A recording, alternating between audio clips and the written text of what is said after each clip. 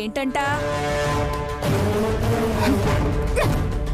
నేను చదవడం కాదమ్మా, విద్య వేసిన వేషాలు మావయ్య గారి ముందే చదవాలి. మావయ్య గారు, మావయ్య గారు, ఏమండి? శ్రీవిద్య, మధుబాబు, మురళి, అందరూ రండి. ఏమైంది? ముందు అన్నయ్య గారు రావాలి. వచ్చానమ్మా. చెప్పొదినా. నీ గురించే చెప్పాలి. నువ్వెంత రాయబారం నడిపావో. నేనేం చేశాను? నేను చెప్తానన్నయ్య గారు. గుమ్మనంగా ఉంటుంది కానీ మీ పెద్ద కూతురు లోపల అన్నీ కానిచ్చేస్తుంది. ఆ పంతులు గణపతి చీర కొనిస్తే తీసుకోవడమేనా? అసలు విషయం తెలియక తీసుకొనుంటుంది. సరే, తీసుకుందే అనుకోండి. లవ్ లెటర్ రాసి పెట్టడం ఏంటి?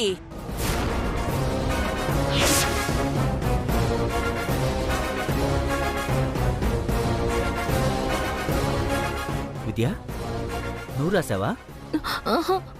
అంత లేదులేండి. రాసుకునే అవకాశమే ఉంటే ఈ పాటికి కలెక్టర్ పరీక్షలు రాసేది. మరి ఎవరు రాశారు వదినా? ఇంకెవరు? శృంగభంగమై వెనుతిరిగిన మాస్టారు గణపతి.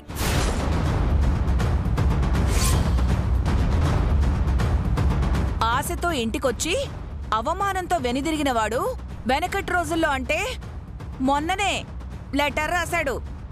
ఎక్కడుందా ఉత్తరం? ఇక్కడే ఉంది మావయ్య గారు.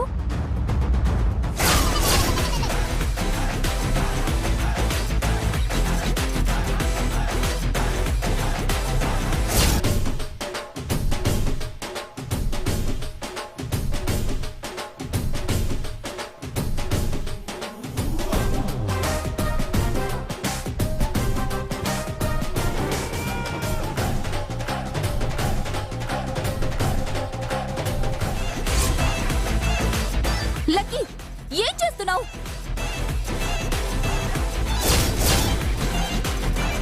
టీపై మీద పడ్డ నీళ్ళని వేస్ట్ పేపర్తో క్లీన్ చేస్తున్నాను.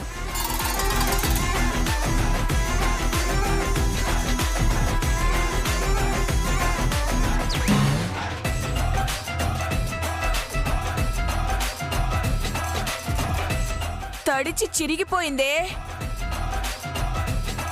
లేకపోతే విద్యార్థిని ఇరికించాలని చూస్తారా? బాగైంది.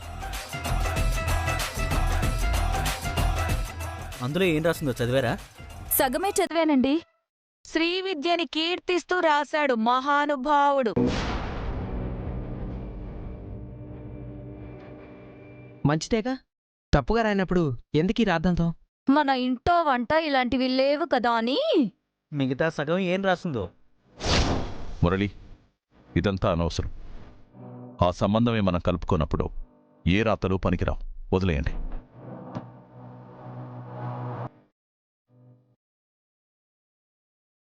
మాస్టర్కి నా మీద ఎంత ప్రేమ ఉందా? ఉత్తరం రాసినట్టు నాకు చెప్పనే లేదు. మొత్తానికి లవ్ లెటర్ మన ఇంటికొచ్చిందన్నమాట. మంచిగా రాస్తే అది లవ్ లెటర్ అవ్వదు. మధు, నాన్న చెప్పాక మనమేం మాట్లాడకూడదు.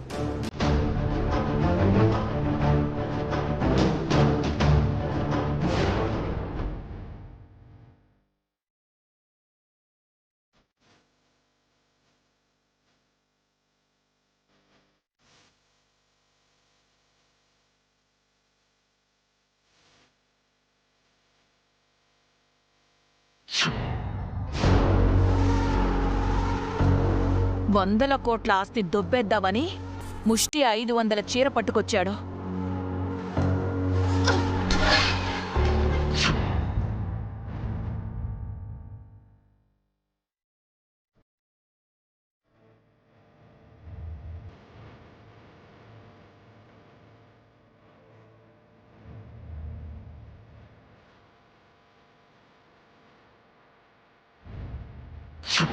అందులో ఏం రాసిందో చదివారా? శ్రీ విద్యని కీర్తిస్తూ రాశాడు మహానుభావుడు.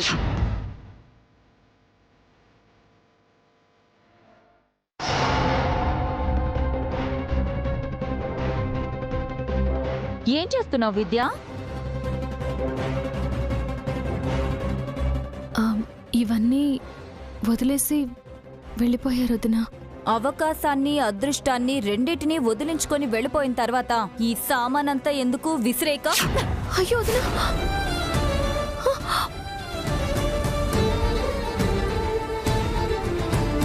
వదినా. వదినా, ఏంటి దౌర్జన్యం? నువ్వు ఉండవయ్యా మధుబాబు. ఇప్పుడు అవన్నీ పోగు చేసుకుని దగ్గరగా తీసుకుంటే దూరం అయిపోయిన సంబంధం మళ్ళీ వస్తుందా? మా అక్కది జాలిగుండి కదత్తయ్య, వాళ్ళకి తిరిగిచ్చేస్తుందేమో. రేపటికి వాడిపోయే పూలు పుచ్చిపోయే పళ్ళని తీసుకొని నెత్తినేసి కొట్టుకుంటారా ఏంటి? పదండి.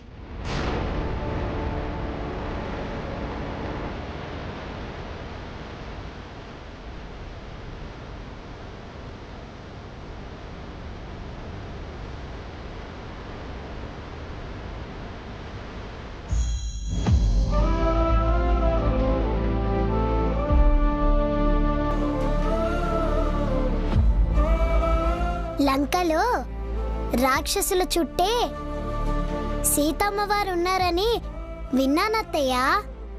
ఇప్పుడు చూస్తున్నాను.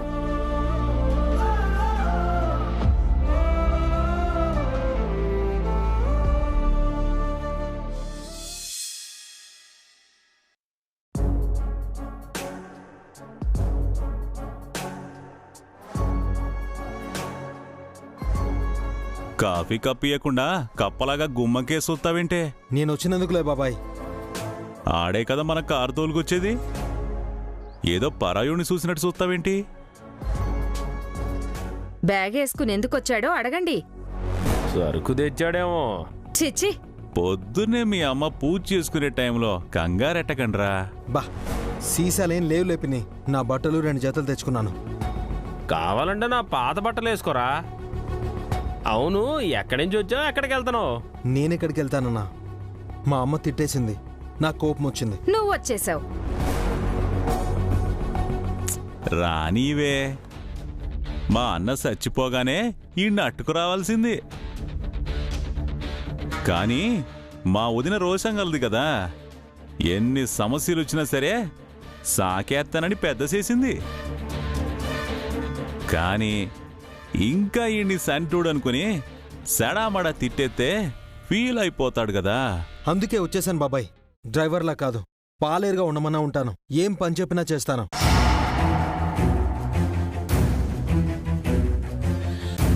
సర్లేరా, కలెక్షన్లు దండుదూలేరా. లక్షలు చేతికొస్తే కాళ్లకు పని చెప్తాడు వీడు, నీకు తెలీదా? అలా చేస్తే పెద్దమ్మని గణపతి గారిని ఇద్దరిని ఇంటికి తీసుకొచ్చి కట్టేద్దామమ్మా. అదంతా భవిష్యత్తురా. అసలు జరిగిందేంటో తెలుసుకుందాం. రే సుబ్బు, ఇంట్లో వార్తలు చెప్పు. ఏముంటాయి బాబాయ్, నిన్న పెళ్లి చూపుల్లో అవమానం జరిగినా సరే మా అన్నయ్య ఆ ఆదినారాయణ కూతుర్ని మర్చిపోలేకపోతున్నాడు.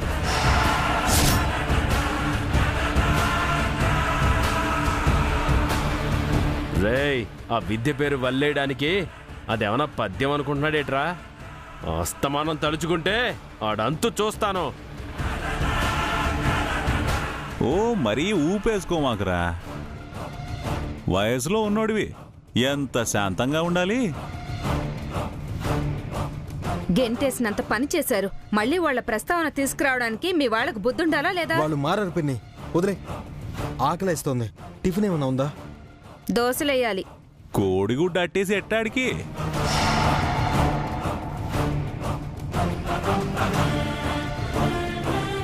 నానా, గణపతి గారిని విద్యని మర్చిపోమని చెప్పు. లేదంటే నేనేదో ఒకటి చేసేలా ఉన్నా. నువ్వు సించేసుకోకురా, నేను చేస్తా కదా. నరాలు అట్టుకుపోతాయి ఆడికి.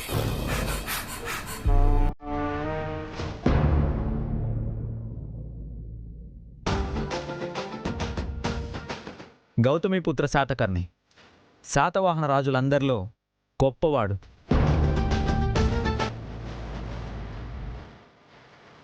అశ్వమేధ యాగం చేసి రాజ్యాన్ని విస్తరింపచేశాడు.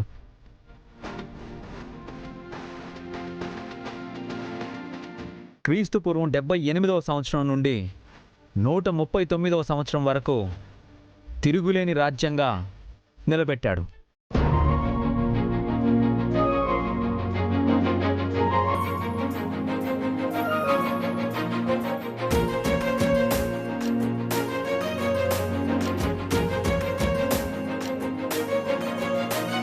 పాపా, హా గణపతి మాస్టర్ ఎక్కడున్నారు?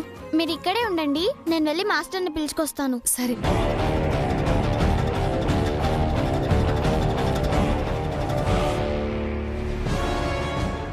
ఏంటో గణపతన్నకి పిచ్చి, రోజు ఏదో ఒక క్లాస్లోకి దూరి మాస్టర్ లాగా ఫీల్ అయిపోతూ ఉంటాడు.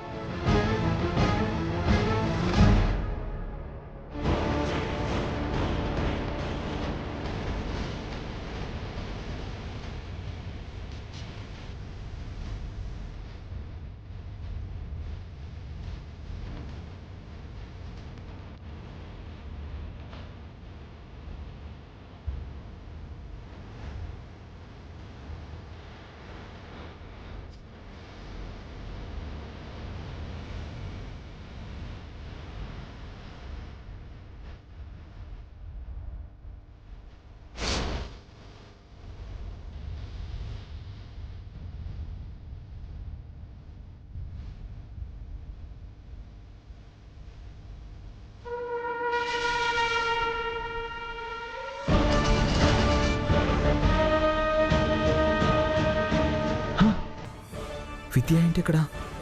ఇది నిజమా కళ?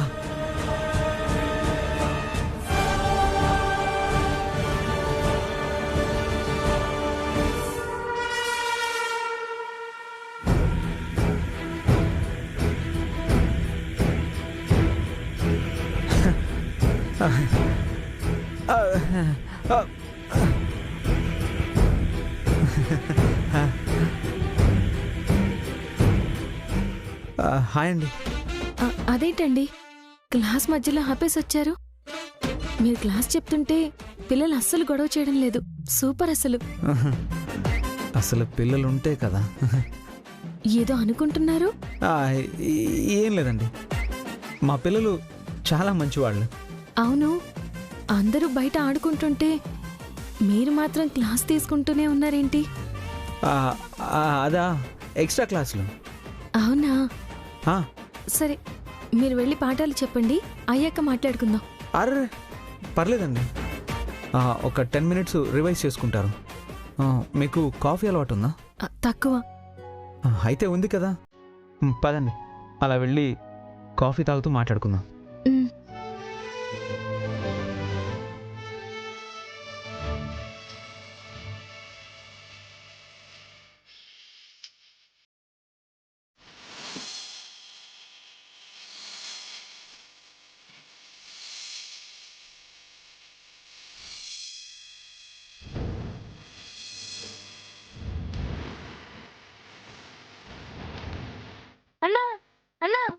అరే, నేను మేడం గారితో మాట్లాడుతున్నాను, వచ్చాక నీ బాధ వింటాను, సరేనా? సరే అన్నా.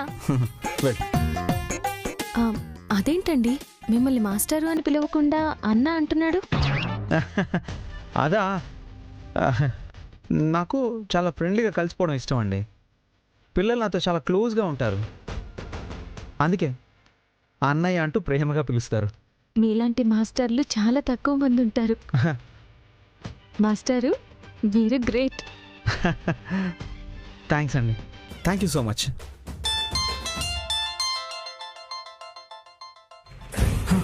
అమ్మో, ఇంటర్వెల్ టైం అయింది, బెల్ కొట్టాలి.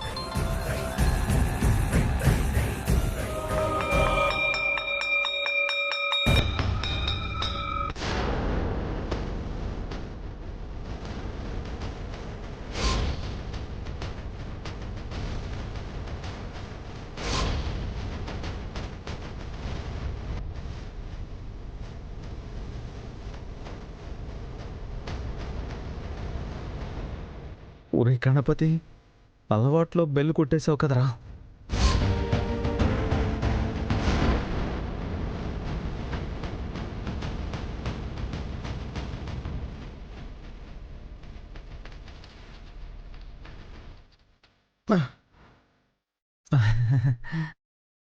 మీరు మాస్టర్ కదా, ఆ, మీరు బెల్ కొట్టడం ఏంటి?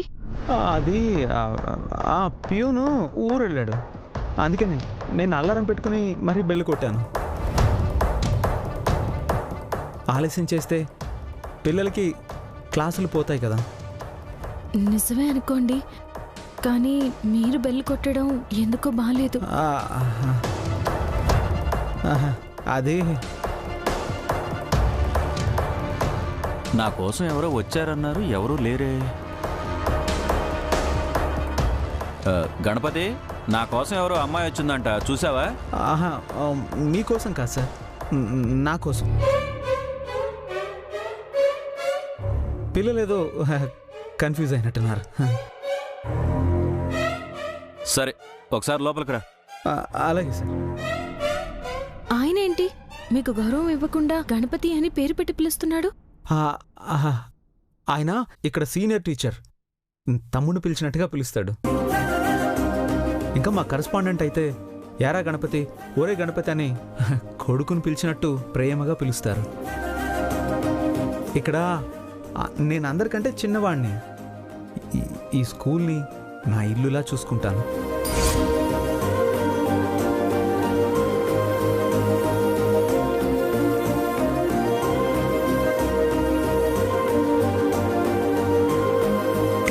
హలో, ఏమండి, ఏమైంది అలా ఉండిపోయారు? ఏం ఆలోచిస్తున్నారు?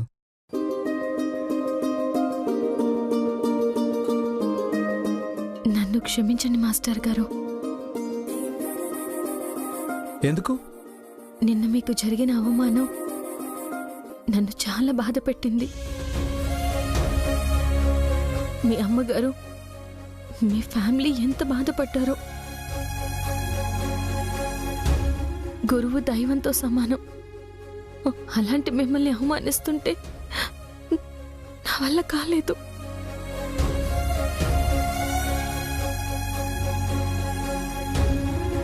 అయ్యో పర్లేదండి, మీరు బాధపడకండి ప్లీజ్. నిన్న మీరు మా ఇంట్లో వదిలేసి వెళ్ళిన వస్తువులు తీసుకుని వచ్చాను.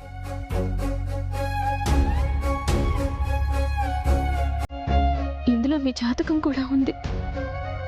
ఇంకెందుకండి జాతకం? దానివల్ల నేను మనసు పడింది, కోరుకున్నది జరగవని అర్థమైంది.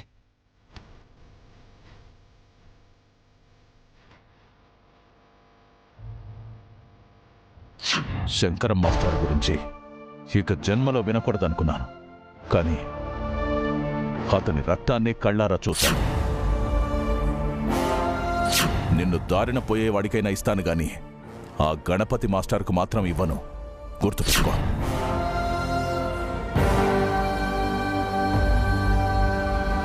మీ మనసులో ఏముందో నాకు అర్థమైంది. నేను మీ జీవితంలోకి రావాలని మీరు కోరుకున్నారు.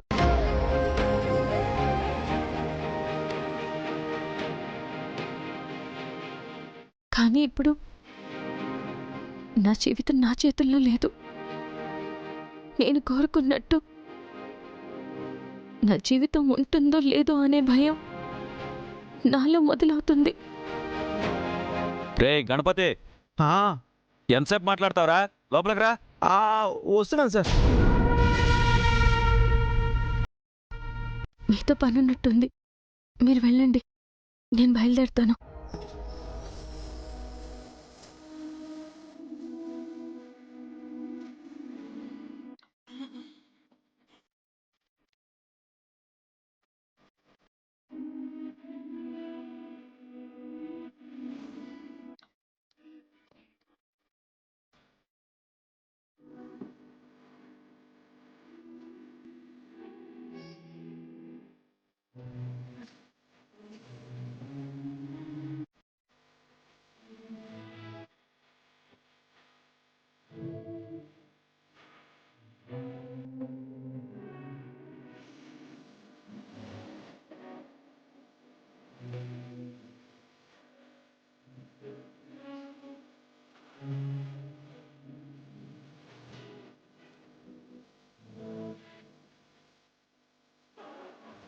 వస్తానండి.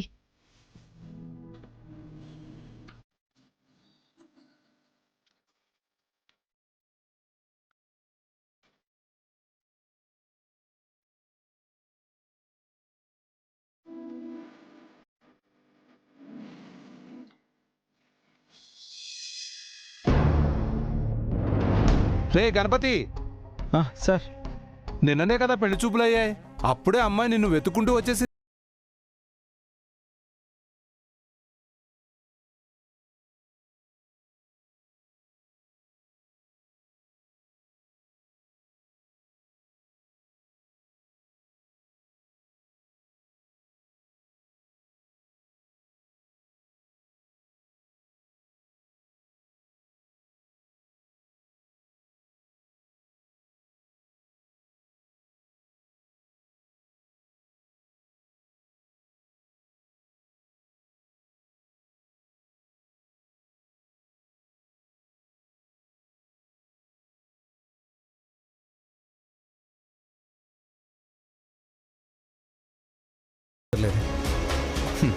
ఎప్పుడు జరిగేదే కదరా, కొత్తగా ఫీల్ అయిపోతావేంటి?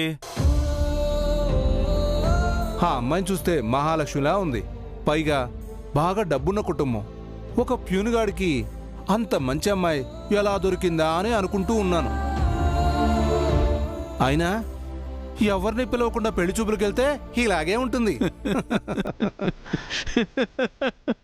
ఈసారి చూపులు కలుపుకోవడానికి మమ్మల్ని కూడా తీసుకెళ్ళు. మా గణపతి లేందే స్కూల్లో ఒక్క పని కూడా జరగదని గట్టిగా చెబుతాం.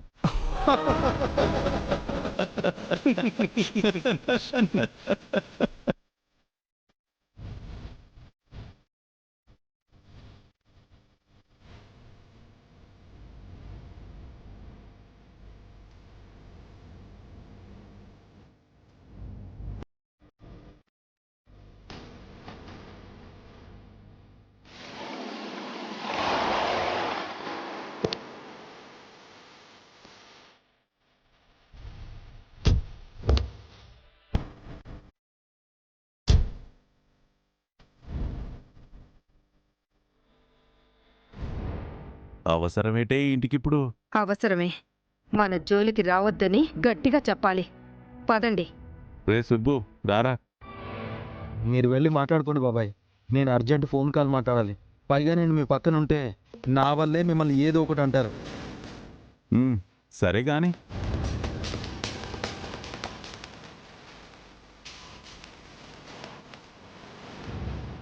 ఎవర్రా ఇంట్లో?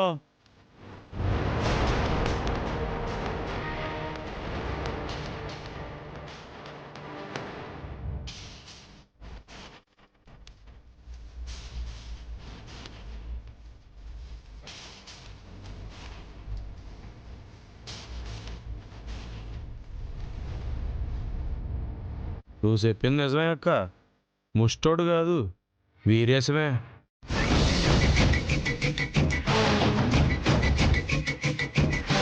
ఆదినారాయణ మెడ పట్టుకుని బయటికి గెంటేసినప్పుడే ఊర్లో అందరికీ అర్థమైంది లేరా ఎవరి ముష్టి వాళ్ళు.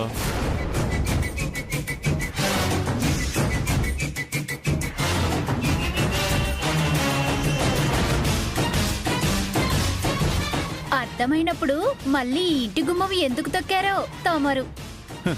నీకు మీ అమ్మ ఇంకా కట్నం డబ్బులు పూర్తిగా ఇవ్వలేదు కాబట్టి సరిపోయింది. అదే పూర్తిగా ఇచ్చేస్తుంటే నువ్వు అసలు భూమి మీదే నిలబడేదానివి కాదు. వీరేశం, ఇది మా కుటుంబ విషయం. నేను అదే చెప్పడానికి వచ్చానురా శ్రీశైలం.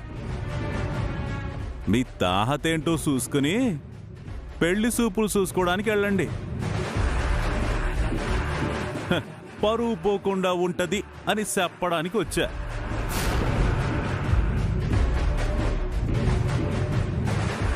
ఎంత కాదనుకున్నా నేను ఈ ఇంట్లో పుట్టి పెరిగినోడే కదా.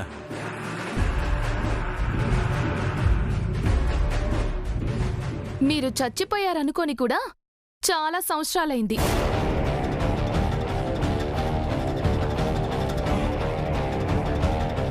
ఎప్పుడో చిన్నప్పుడు నువ్వు పాల కోసం ఏడుతుంటే విన్నా. ఇప్పుడు నువ్వు రోషన్తో మాట్లాడుతుంటే మళ్ళీ వింటన్నా. మేం మీలా కాదుగా, రోషన్తో బతుకుతూ వచ్చాం, బతుకుతున్నాం. రోషన్తో కాదు, అత్యాశతో బతుకుతున్నారు.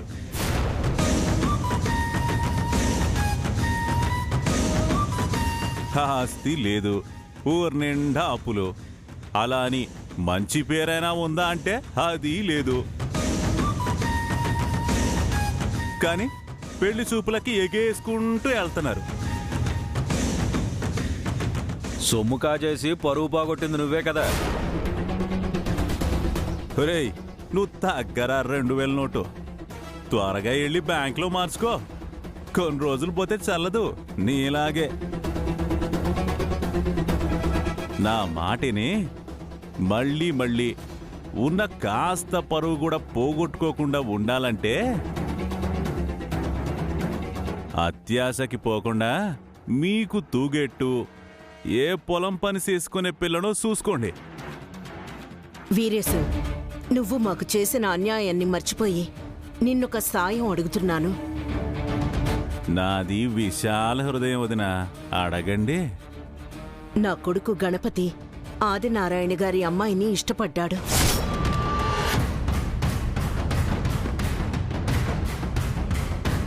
ఆ అమ్మాయికి కూడా మా వాడంటే ఇష్టమే. మీరా సంబంధం నుండి తప్పుకుంటే మా గణపతికి పెళ్ళవుతుంది.